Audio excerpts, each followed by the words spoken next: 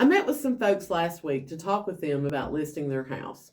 And I had been through this house when it was listed on the market previously, so I was pretty familiar with it, but they had done some things to it. So I was trying to walk through, make some mental notes about what upgrades they had made, what changes they had made.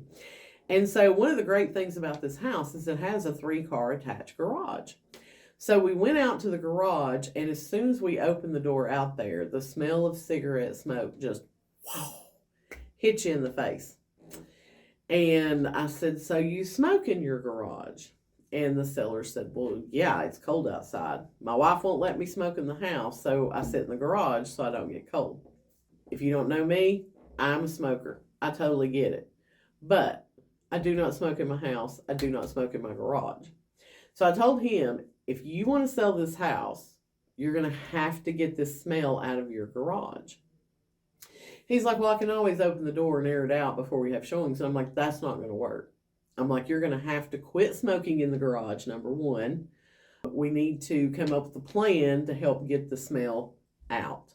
Because especially during the winter, when it's cold and when it's rainy, that smell just permeates the place.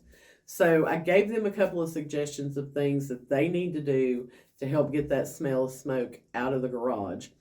This is a $1 million property. That's going to be a turnoff to a lot of buyers. And I told him, I said, look, I had a lake house a couple of years ago. It wasn't a $1 million property. It was more like the $400,000 to $500,000 range. But I said, that was a great house. And it sat on the market for months because the seller smoked in the garage. I said, we lucked out and had a buyer come through who also smoked. And he ended up buying the house because it wasn't a big deal to him. But I said, $1 million property, it's going to hurt you.